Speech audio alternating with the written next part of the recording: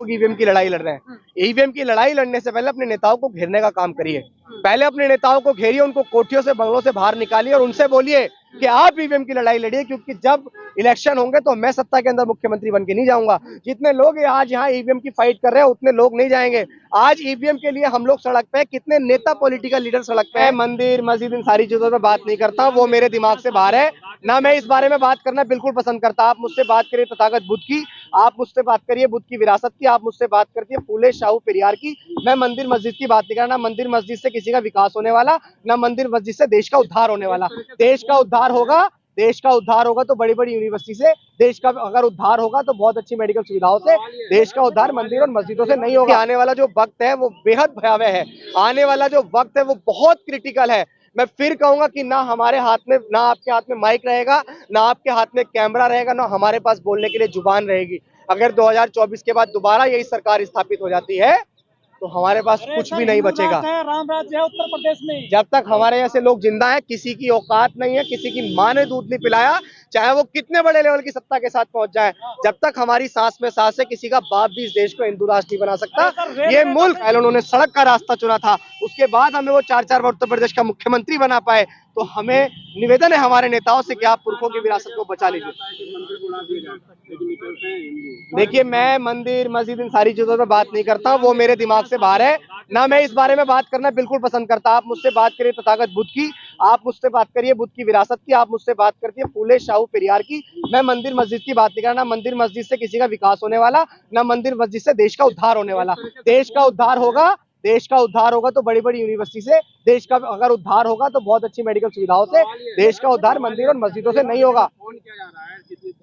भाई मुझे इसकी जानकारी नहीं है, तो मैं इसका जवाब देना भी उचित नहीं समझता। विरोध कर रहे हैं बहुजन लोग, क्या कभी सत्ता में आ पाएंगे बहुजन? कुछ तक देखो, मेरा एक मानना है, हम सड़क पे हैं, मैं इस बात को मान लेता हूँ, क्योंकि वो बोलते हैं कि अधिकारों की लड़ाई के लिए न्योते नहीं भेजे जाते हैं, जिसका जमीर जिंदा होता है वो खुद ही पहुंच जाता है। असल मायने में मेरा ये निवेदन है, जितने लोग ईवीएम की लड़ाई लड़ रहे हैं, ईवीएम की लड़ाई लड़ने से पहले अपने नेताओं को घेरने का काम करिए। पहले अपने नेताओं को घेरिए, उनको कोठियों से बंगलों से बाहर निकालिए और उनसे बोलिए कि आप ईवीएम की लड़ाई लड़िए, क्योंकि जब इलेक्शन होंगे तो मैं सत्ता के अंदर मुख्यमंत्री बन के नहीं जाऊंगा। जितने लोग आज यहाँ ईवीएम की फाइट कर रहे हैं उतने लोग नहीं जाएंगे। आज ईवीएम के लिए हम लोग सड़क पे, कितने नेता पॉलिटिकल लीडर सड़क पे हैं, ये बड़ा सवाल है। हम ईवीएम के लिए सड़क पे उतरे, लेकिन क्या राहुल गांधी, क्या केजरीवाल, क्या और लोग, जो लोग सत्ता के अंदर बैठेंगे, जो लोग विपक्ष की अहम भूमिका निभा रहे हैं, माननीय बहन जी है, चंद्रशेखर आजाद है, बहुत सारे लोग, वो कब सड़क पे उतरेंगे? वो कब ईवीएम की फाइट करेंगे? हमारे जैसे नौजवान ईवीएम की फाइट करेंगे तो उससे क्या होने वाला है? नेता जीत के पहुंचेंगे। सांसद है, वो क्यों नजर नहीं आ रही है? देखो, मैं अगर बड़ी बात कहूंगा कि पट्टा उनका किसी और के हाथ में है, और इसीलिए मैं कहूंगा अपने अधिकारों की लड़ाई लड़ने के लिए आपको खुद उतरना पड़ेगा। मैं फिर कहूंगा यार कि अपना घर अपना होता है, दूसरे की झोपड़ी, दूसरे के उसमें हवेली में रहने से अच्छा है अपनी झोपड़ी में आ जाओ ना। मैं फिर कहूंगा, आपने एक सवाल पूछा था, दलित पंचायत होने वाली है, ये मेरठ के अंदर दलित पंचायत होने वाली है।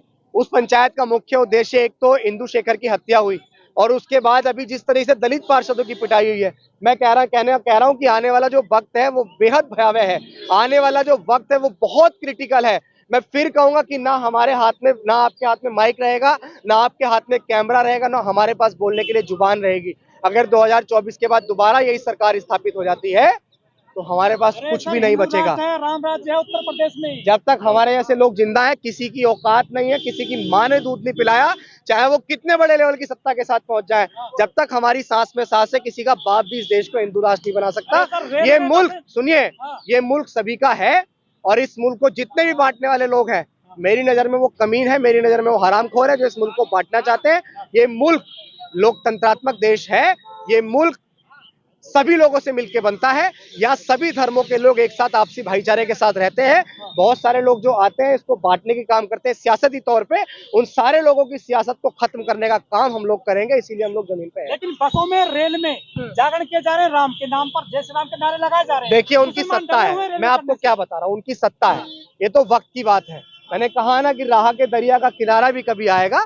वक्त अगर आपका है तो क्या हुआ, वक्त तो कभी हमारा भी आएगा। अभी अपने नेताओं को झकझोरने का मैं तो आपसे भी कहूंगा कि मीडिया पे ज्यादा से ज्यादा आप लोग भी सवाल पूछिए कि हमारे नेता जमीन पे क्यों नहीं आ रहे हैं। जब हम लोग खासकर जब हम लोग डॉक्टर अंबेडकर की विरासत को बचाने की बात करते हैं, तो जितने भी लोग डॉक्टर अंबेडकर के नाम से नेता बने हैं, वो लोग अलग अलग रास्तों पे क्यों चल रहे हैं, एक साथ होकर अपने लक्ष्य को क्यों प्राप्त नहीं कर रहे हैं, ये सवाल भी आप लोग पूछे। धन्यवाद। मंदिर में पुजारी बनेंगे क्या सूत्र, क्या लग रहा है सर? मैं तो कहूंगा कि अगर जो शूद्र मंदिर में पुजारी बनने जाए भी ना, तो उसके लठियां मारनी चाहिए, उसको एहसास कराना चाहिए क्यों जाना है मंदिर में पूजा करने। किसका अधिकार दिया जा रहा है मंदिरों में? आरएसएस का चीफ बनाओ, जब मानेगा कौन सा अधिकार दे, आरएसएस का चीफ बनाओ, किसी एससी वर्ग को आरएसएस का चीफ बनाओ, जब हम मानेंगे तुम क्या करोगे। उद्घाटन करेगा मंदिर का उद्यान इस बार। अभी एक स्वामी जी उन्होंने कह तो दिया, मैं तो नहीं जाऊंगा वहाँ, इसलिए नहीं जाऊंगा क्योंकि मोदी जी उसका उद्घाटन कर रहे हैं, वो भी आपके जो इस प्रोटेस्ट से अभिषेक कुमार जाटव, सुनिए मैं बता रहा हूँ, अभिषेक कुमार जाटव का एक्स है, इंस्टाग्राम है, यूट्यूब है, आप वहाँ पे देखिए कितना पब्लिक हमें इस चीज के लिए सपोर्ट कर रही है। शायरी करते हैं या राजनीति करते हैं? मैं आपको सच बताऊं कि मैं फिलहाल पॉलिटिकल व्यक्ति नहीं हूँ, वक्त कहाँ लेके जाएगा, समय कहाँ लेके जाएगा, उस बात की अभी से अपने आप से जुबानी नहीं दे सकता हूँ, लेकिन फिलहाल क्योंकि मान्यवर कांशीराम साहब ने कहा कि बिना सामाजिक आंदोलन के हम लोग राजनीति को हासिल नहीं कर सकते हैं, तो अभी सामाजिक परिवर्तन करने निकले हैं। इस देश में सामाजिक परिवर्तन की जरूरत है।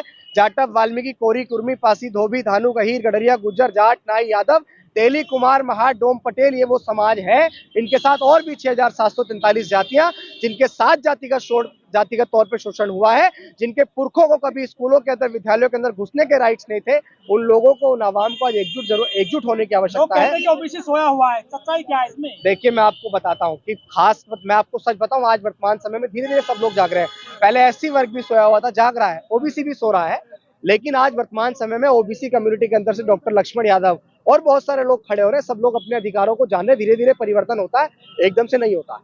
लड़ाई कब तक जारी रखने वाले होगा? अभी देखिए अभी तो दूर दूर तक कुछ नजर नहीं आ रहा है, लेकिन हम प्रयास कर रहे हैं, हम अपने नेताओं को जोड़ने का प्रयास कर रहे हैं। हकीकत यही है कि अभी हमारे जितने ही बुद्धिजीवी हैं ना, उन तमाम लोगों को सारे आंदोलन छोड़ के अपने नेताओं को एकजुट करने का आंदोलन शुरू करना चाहिए, तभी हम 2024 में कुछ कर पाएंगे, वरना हम कुछ हासिल नहीं कर पाएंगे। मायावती है या चंद्रशेखर है सर, ये बताइए। जब तक नेता बिखरे हुए, जब तक मेरा कोई नेता नहीं है, जब एकजुट हो जाएंगे तो मेरा नेता है। जो बीत गया है कल वो आज नहीं होता। सबसे ऊंचा उड़ने वाला पक्षी सिर्फ बाज नहीं होता, और जिस कौम के नौजवान संघर्ष नहीं करते, उस कौम के सर पे कभी ताज नहीं होता। समाज के नेता अभी आपस में बिखरे हुए हैं। हाँ बिल्कुल बिखरे हुए हैं। जब वो देखो मैंने क्या बताया, आंदोलन जब विपक्ष के लिए करते हैं तो आंदोलन अपनों को एकजुट करने के लिए भी कर सकते हैं ना यार, क्यों नहीं कर सकते। नेताओं के लिए देखिए, ये तो वक्त तय करेगा हम क्या बनेंगे, भविष्य तय करेगा हम क्या करेंगे। सब लोग अपने अपने स्तर पे अपनी अपनी लड़ाई लड़ रहे हैं। ये तो समाज को आकलन नहीं करना चाहिए कि हम चंद्रशेखर बनेंगे या क्या बनेंगे, समाज तय करेगा हम क्या बनेंगे। फिलहाल सामाजिक आंदोलन को, मान्यवर कांशीराम साहब के आंदोलन को दोबारा जिंदा करने की मन में एक ललक है कि वो जिंदा हो जाए कैसे। आप समाज जोड़ो की बात करते हैं? हाँ बिल्कुल समाज जोड़ने की बात कर रहे हैं यार, बिल्कुल समाज जोड़ने की बात करो। जब तक समाज एकजुट नहीं होगा, बिखरे हुए लोग, सुनिए, बिखरे हुए लोगों का हमेशा शोषण होता है, और जो लोग एकजुट होते हैं उनका कभी शोषण नहीं होता। बंद मुट्ठी लाख की और खुली मुट्ठी काकी। बहुत बहुत धन्यवाद।